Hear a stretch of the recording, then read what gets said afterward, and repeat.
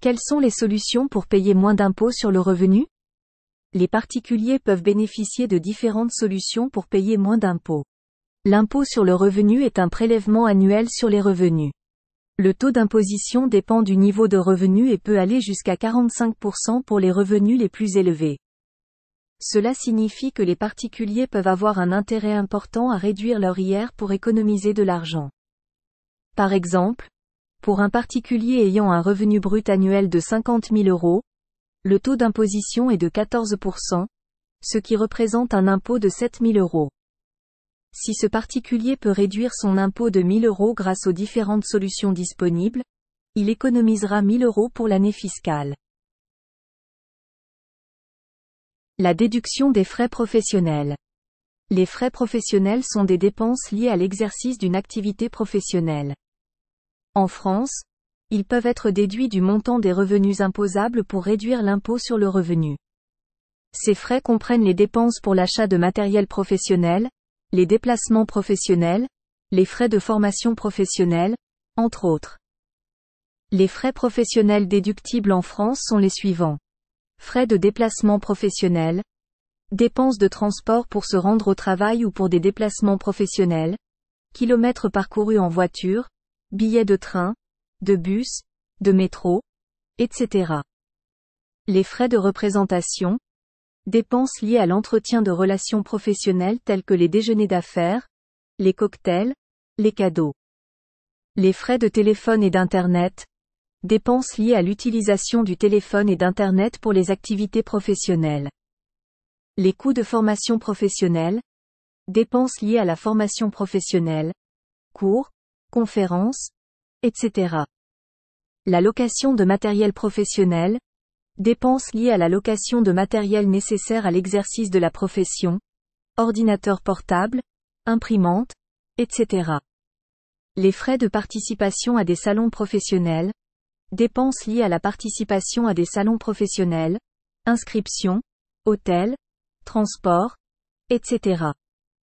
Enfin, les frais de déménagement professionnel, dépenses liées au déménagement pour raisons professionnelles. Pour être déductibles, ces frais doivent être liés directement à l'activité professionnelle et être justifiés par des factures et des justificatifs appropriés. Par exemple, un salarié qui a effectué un déplacement professionnel de 200 km peut déduire 0,30 € par kilomètre parcouru, soit un montant total de 60 €. Si ce même salarié a également acheté du matériel professionnel pour un montant de 500 €, il peut déduire ce montant de son impôt sur le revenu. Les frais professionnels ne peuvent être déduits que si le montant dépensé est raisonnable et justifié. Vous devez conserver les reçus et les factures pour pouvoir justifier les dépenses auprès de l'administration fiscale. En bref, la déduction des frais professionnels peut être un moyen efficace pour les particuliers d'exerçant une activité professionnelle de réduire leur impôt sur le revenu. Les frais professionnels peuvent inclure des dépenses pour les déplacements professionnels, l'achat de matériel professionnel, et les frais de formation professionnelle. Il est important de conserver les reçus et les factures pour justifier les dépenses auprès de l'administration fiscale. La déduction des intérêts d'emprunt. Ils comprennent les intérêts sur les prêts hypothécaires pour l'acquisition ou la rénovation de la résidence principale et ceux sur les prêts destinés à l'achat ou à la création d'entreprises.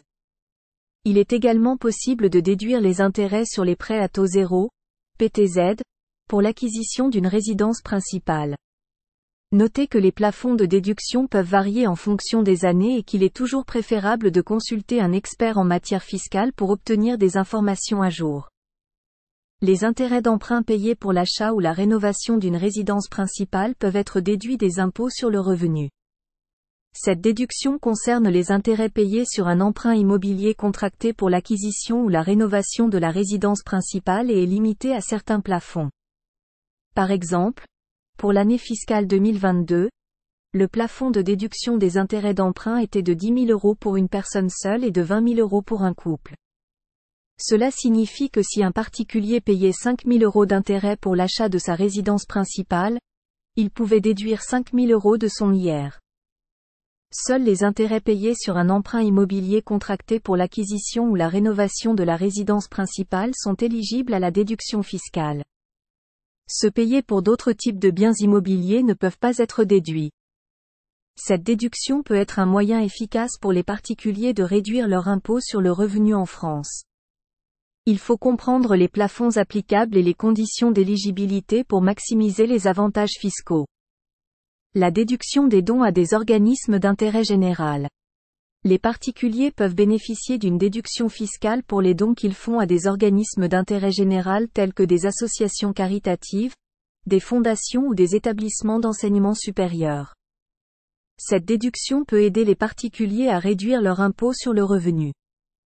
Concernant les dons, celle-ci est de 66% du montant du don pour les dons supérieurs à 20 € jusqu'à un plafond de 523 € pour les contribuables soumis au taux plein et de 1069 € pour les contribuables soumis à l'impôt au taux réduit.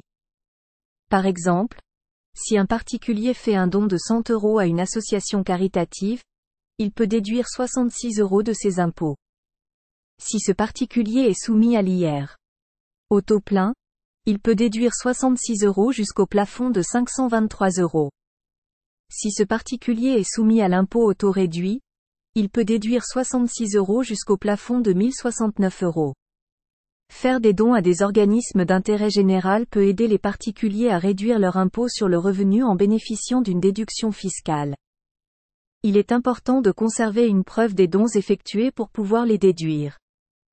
Voici une liste non exhaustive d'organismes à but non lucratif en France qui peuvent être des bénéficiaires de dons déductibles.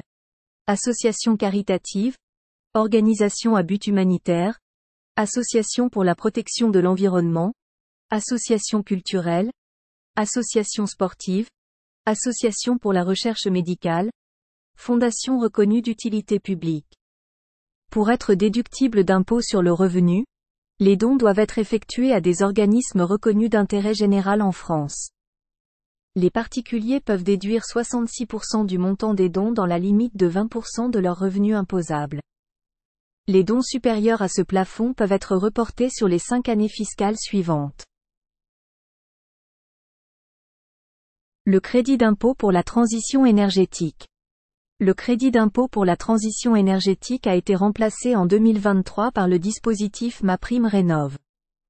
Le CITE était un crédit destiné à encourager les particuliers à réaliser des travaux d'économie d'énergie dans leur logement. Ce dernier pouvait aider les particuliers à réduire leurs impôts en fonction du montant des dépenses éligibles.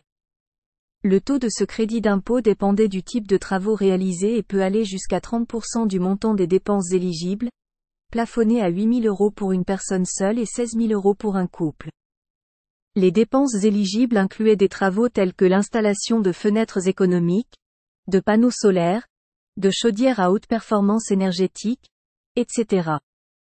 Par exemple, un particulier réalisant des travaux d'installation de fenêtres économiques pour un montant de 5 000 € pouvait bénéficier d'un crédit d'impôt de 30%, soit 1 500 €.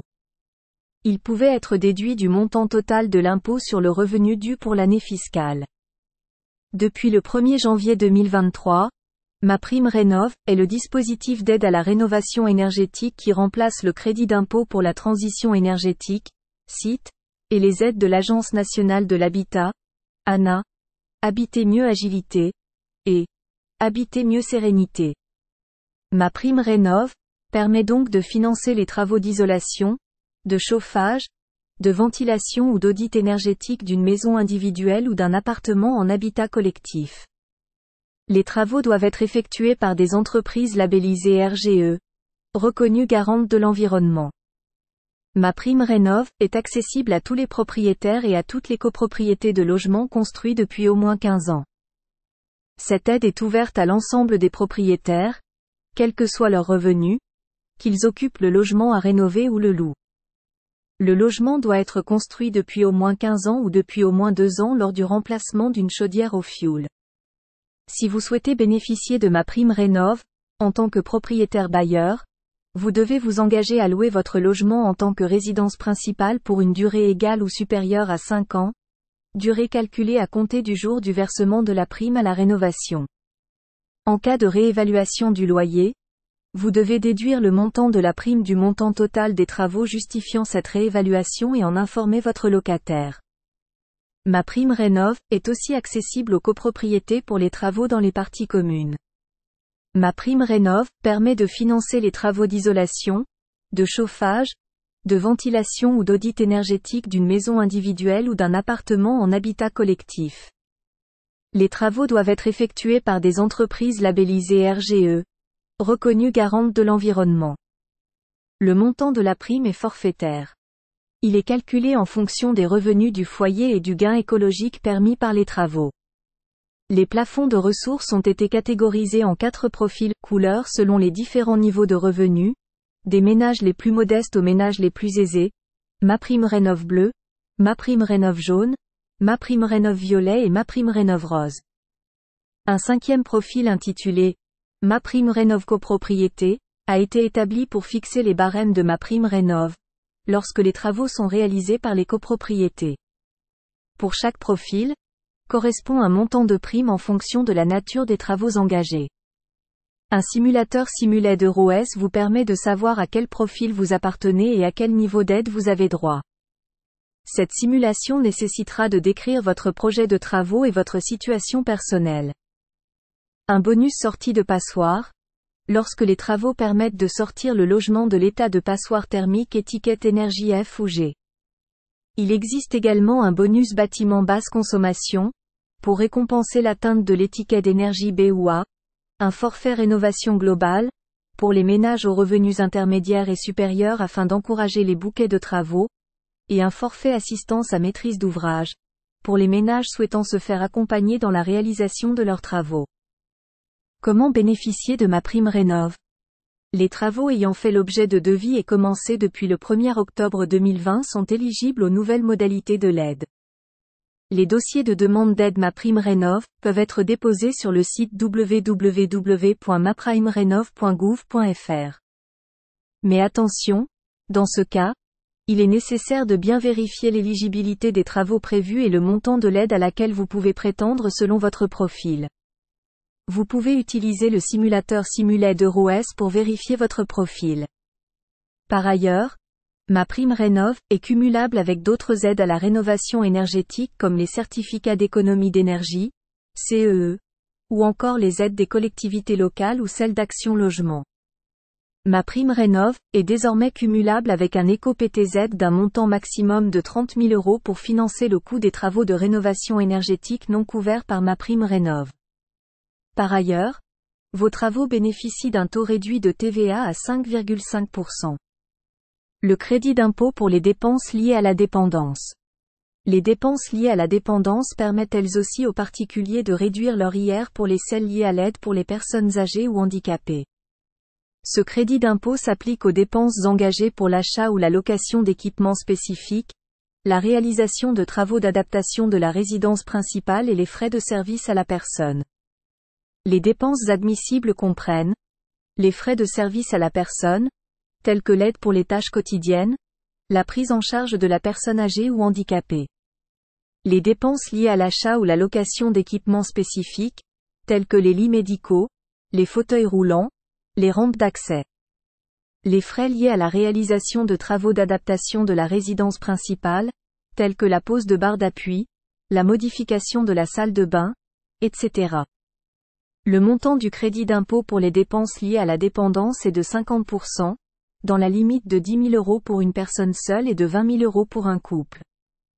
Par exemple, si un particulier dépense 5 000 € pour l'achat d'équipements spécifiques pour une personne âgée, il peut bénéficier d'un crédit d'impôt de 2 500 €, 50% de 5 000 €. Les conditions à réunir pour le crédit d'impôt pour les dépenses liées à la dépendance sont les suivantes. Les particuliers doivent être propriétaires ou locataires de leur résidence principale. Il s'applique aux personnes qui ont besoin d'une aide pour accomplir les actes de la vie quotidienne en raison d'une perte d'autonomie ou d'une invalidité. Les dépenses éligibles comprennent les frais pour l'acquisition, l'installation et la mise en place de dispositifs spécifiques pour aider les personnes dépendantes, tels que les équipements de salle de bain, les rampes d'accès, les ascenseurs pour personnes à mobilité réduite, etc. Le taux de crédit d'impôt peut varier en fonction des dépenses éligibles et de la situation personnelle de la personne concernée. En général, Le taux peut aller jusqu'à 25% pour les personnes ayant une perte d'autonomie ou une invalidité permanente. En bref, ce dispositif est une solution intéressante pour les particuliers ayant des dépenses liées à l'aide pour les personnes âgées ou handicapées, permettant de réduire leur impôt sur le revenu pour l'année fiscale. La réduction d'impôt en établissement d'hébergement, EHPAD. Pour bénéficier de la réduction d'impôt en établissement d'hébergement, il faut être résident en EHPAD, établissement d'hébergement pour personnes âgées dépendantes, ou en résidence autonomie, ex-logement foyer. Les montants pris en compte pour le calcul de la réduction sont les dépenses effectuées durant l'année précédant l'année de déclaration. Il est possible de cumuler cette réduction en établissement avec le crédit d'impôt pour l'emploi d'un salarié à domicile. Les niches fiscales pour l'emploi à domicile. Ces mesures pour l'emploi à domicile permettent aux particuliers de déduire les frais liés à l'emploi d'un salarié à domicile. Cela peut inclure les salaires, les charges sociales et les cotisations patronales.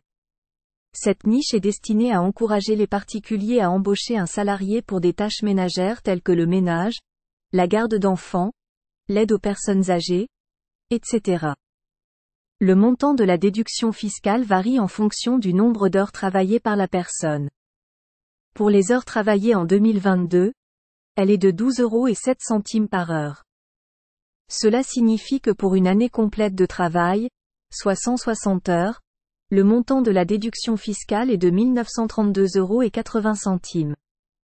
Par exemple, si un particulier emploie une personne chez lui pour effectuer 20 heures de travail par semaine pendant une année complète, le montant de la déduction sera de 483,20 € pour l'année.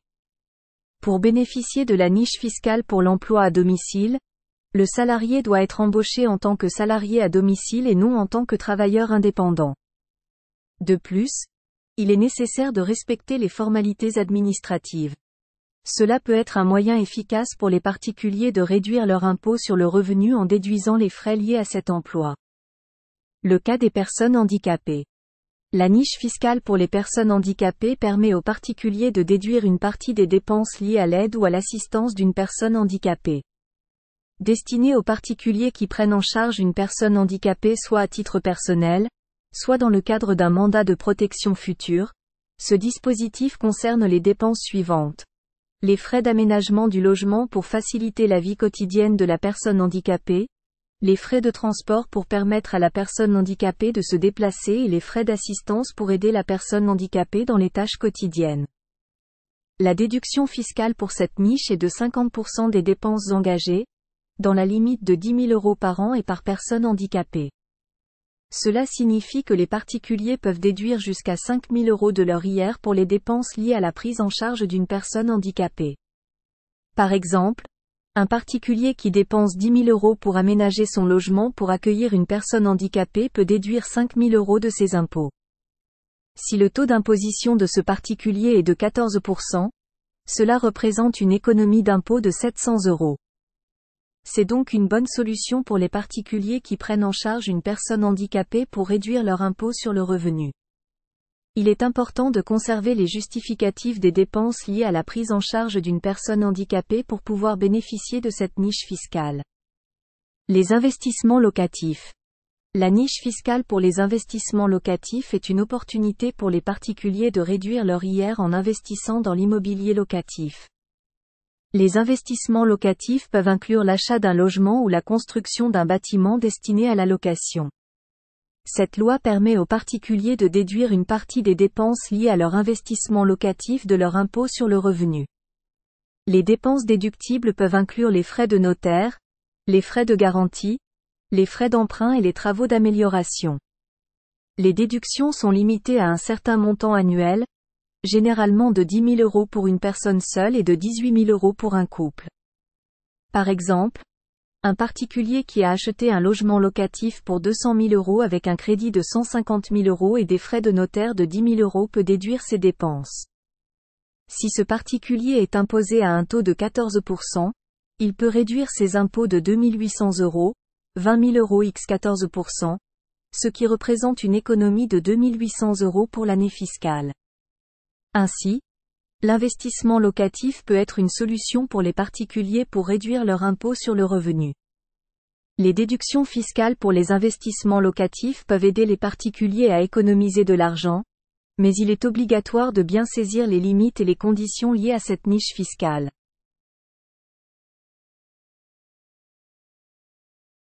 Bien comprendre les déductions fiscales, les crédits d'impôt et les niches fiscales peut permettre aux particuliers de réduire considérablement leurs impôts, ce qui peut représenter des économies conséquentes.